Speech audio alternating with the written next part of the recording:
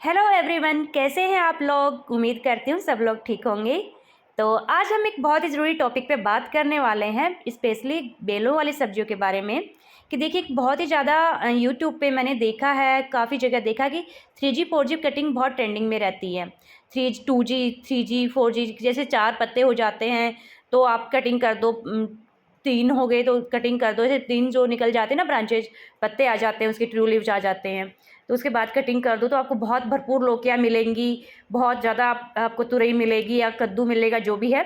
तो उसका मैं आज आपको बताने वाली हूँ कि वो करनी चाहिए या नहीं करनी चाहिए, और उसके फ़ायदे क्या हैं और नुकसान क्या है।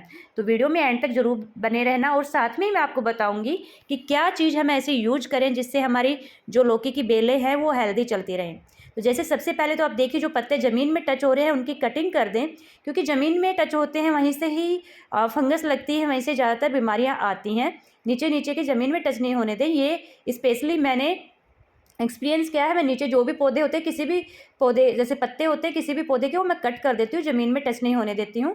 पौधा हेल्दी रहता है ऊपर का। बाकी तो 3G 4G कटिंग की बात ये है कि अगर आपके पास 5-7 बेलें हैं, तो दूसरी बेलों पे जब मेल फ्लावर आने लग जाएं, तो आप उस एक बेल पे ट्राई करके देख लें। जो भी कटिंग आप करना चाहते हो 2G 3G 4G, वो देख ले। उससे क्या होगा, एक्स्ट्रा ब्रांचेज आती हैं, और एक्स्ट्रा ब्रांचेज जहाँ से निकलती हैं वहाँ पे फ्रूटिंग भी ज़्यादा होती है। अब मेरी ये छोटी सी बेल है लौकी की, मैंने इसमें कोई कटिंग नहीं की है, और आप देख सकते हैं कितनी सारी लौकी आ रही हैं और बढ़ भी रही हैं, और बहुत हेल्दी बेलें भी चल रही हैं।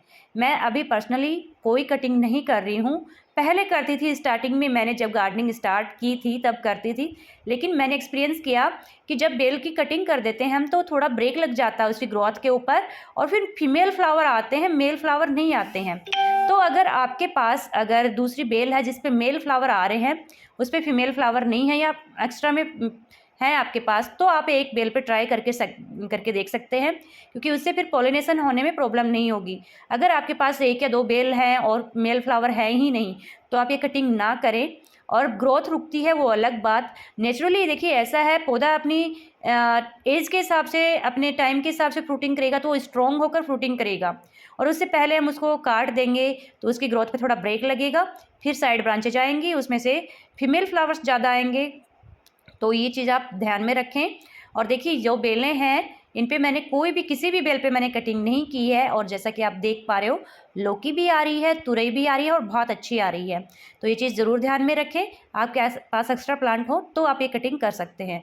तीसरी चीज़ ये है, पहली चीज़ पत्ते हटाने हैं जो ज़मीन में टच हो रहे हैं वो। दूसरा, आपको कटिंग करनी है नहीं करनी वो मैंने बता दिया है। फ़ायदा ये है कि आपके पास खूब सारे फीमेल फ्लावर्स हो जाएंगे, और नुकसान ये है कि पौधे की ग्रोथ पे ब्रेक लग जाता है, और अगर मेल फ्लावर नहीं हुई है तो फीमेल फ्लावर कोई काम के नहीं है।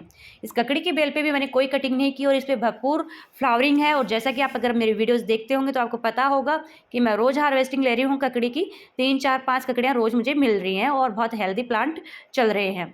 फिर इन बेलों में हम क्या ऐसा दें कि बहुत अच्छी फ्रूटिंग और फ्लावरिंग हो इनके ऊपर। तो देखिए, एक तो लिक्विड फर्टिलाइज़र आपको देना है।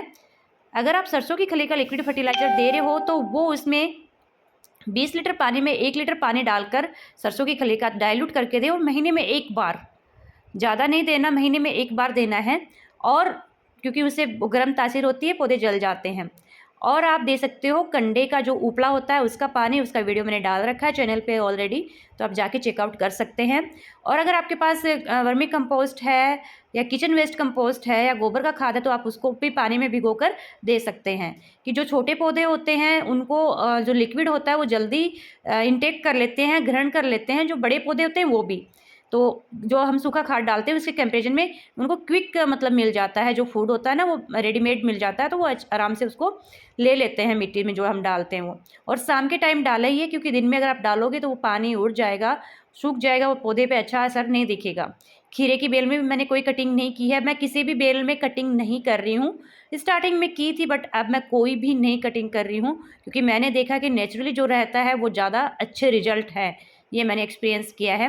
हाँ, मिर्ची, टमाटर, बैंगन में थोड़ा बहुत कभी पिंचिंग कर देती हूँ कि उसको थोड़ा भूसी बनाने के लिए। और आप सीवीड का स्प्रे ज़रूर करें। सीवीड का स्प्रे आप सीवीड किसी भी कंपनी का ले सकते हैं, इफ़को, बायोवीटा या धनंजाइम, जो भी आपके पास अवेलेबल हो। 1 लीटर पानी में 3 ml डालकर आप उसका स्प्रे करेंगे तो आपको अच्छा रिजल्ट मिलेगा। और शाम को टाइम करना है ये स्प्रे। 6 बजे के आसपास जब थोड़ा-सा मौसम धूप कम हो जाए, ठंडा हो जाए तो उसका रिज़ल्ट स्प्रे करेंगे तो आपको अच्छे रिज़ल्ट मिलेंगे। और दूसरी चीज़ मैं आपको ये बताती हूँ कि आप हल्की-सी गुड़ाई करें, जड़ों के पास में, ज़्यादा नहीं करनी कि जहाँ से रूट डिस्टर्ब हो ना हो, बस इतनी ही करनी है। 1 इंच 2 इंच बस इतनी ही करनी है। और जो ग्रो बैग का साइज़ लेते हैं वो बड़ा ही लें साइज़। बड़ी जो ग्रो बैग में रिज़ल्ट अच्छे मिलते हैं, कोशिश करें रेक्टेंगुलर हो या 18 बाई 24 का हो या 12 बाई 18 हो, या ऐसे कुछ ग्रो बैग्स होंगे तो आपको अच्छे रिज़ल्ट मिलेंगे। मैं इसीलिए रेक्टेंगुलर जो शेप के उसी में बेलें लगाती हूँ, क्योंकि उनमें रिज़ल्ट बहुत अच्छे मिलते हैं। बिल्कुल खेत की तरह सब्जियाँ लगती हैं। छोटी-छोटी चीज़ें ध्यान में रखोगे तो आपको भी रिज़ल्ट अच्छे मिलेंगे। और शाम के टाइम शावरिंग भी करें अपने पौधों पे इस टाइम, क्योंकि शावरिंग करने से उनके ऊपर दिन भर जितनी भी धूल जमती है, डस्ट जमती है, वो वॉश हो जाएगी और पौधों में एक तो रोग नहीं लगेंगे, कोई कीट आकर उन पे चिपक जाता है तो वो भी धुल जाएगा, और साथ में कोई वायरस वगैरह नहीं आएगा, कोई फंगस वगैरह नहीं लगेगी। तो हल्की शावरिंग करेंगे तो पत्तियाँ बिल्कुल फ्रेश रहेंगी और अच्छे से अपना भोजन बना पाएँगे। Thanks for watching. मिलते हैं नेक्स्ट वीडियो में। थैंक